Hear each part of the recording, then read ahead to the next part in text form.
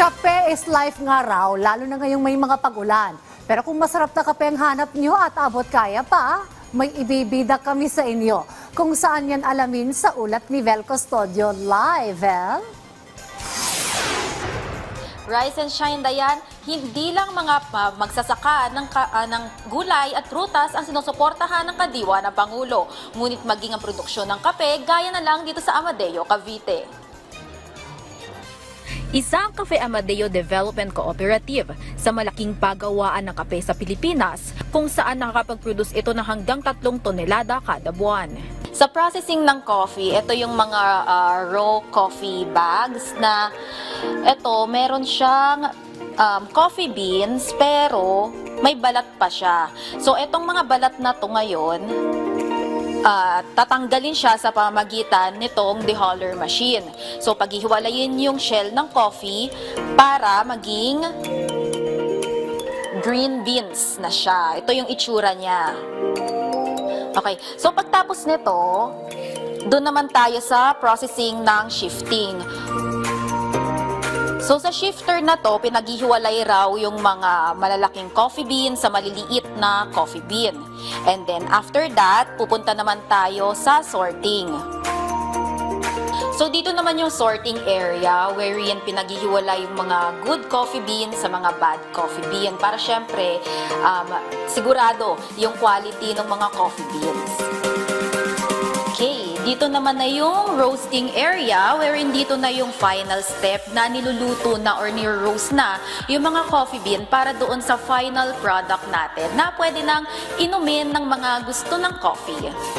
Ito na ang naiproduce nilang produkto. May iba't ibang blends kagaya na Arabica, Excelsa at Robusta.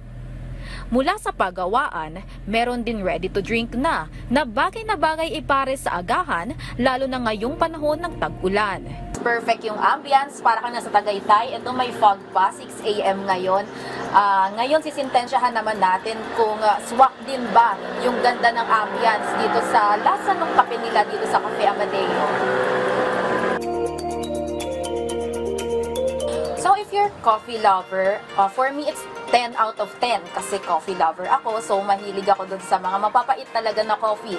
Pero pwede ka rin mag-adjust kasi may binibigay rin silang brown sugar, so you can adjust the sweetness, and also they have different flavor. Itong in-order ko ay latte, and they also have caramel flavor, vanilla, and ayun, yung mga mas light flavor. So swak na swak siya, depende sa panglasa nyo. Pero itong latte, bagay na bagay siya sa mga gustong gumising, lalo na sa mga nag-aaral, nagtatrabaho. Ayan, magigising talaga kayo dito sa latte flavor ng Cafe Amadeo. Bukod sa kanilang mga coffee shops na matatagpuan sa Amadeo, Cavite, available din ang kanilang mga produkto sa Kadiwa. Actually, malaking bagay si Department of Agriculture, especially sa amin, sa mga farmers sa pagbibigay ng free seedlings ng Department of Agriculture. So nakakatulong sila para madagdagan yung tanim nilang kape, yung mga coffee trees, so nadadagdagan. Nagbibigay rin ng training at seminar ang DA sa mga lokal ng Amadeo na nais makiisa sa kooperatiba ng Cafe Amadeo. Nagtitinda na rin kami ng iba't ibang prutas at ng kape. Kasi nga dito sa bayan ng Amadeo ay hindi naman whole year round yung harvesting ng kape. So, si farmers ay nagkakaroon kami ng intercropping. So, nagtatanim na rin ng pinya, ng saging, ng papaya. So, at the same time, yung farmers na member ni Cafe Amadeo ay kumikita din. Present din ng Cafe Amadeo sa mga Kadiwa pop-up stores sa Cavite. 15.9 million pesos ang inilaan ng Department of Agriculture Philippine Rural Development Project para sa nasabing coffee enterprise. Noong nakaraang taon, kumita ng 5.7 million pesos ang Cafe Amadeo Development Cooperative. Nangangahulugan ito na naging matagumpay ang proyekto ng DA para sa mga lokal na manggagawa ng produksyon ng kape. Pwedeng bisitahin ng Cafe Amadeo sa Barangay Dagatan, Amadeo, Cavite, kung saan makikita rin ang Kadiwa Store.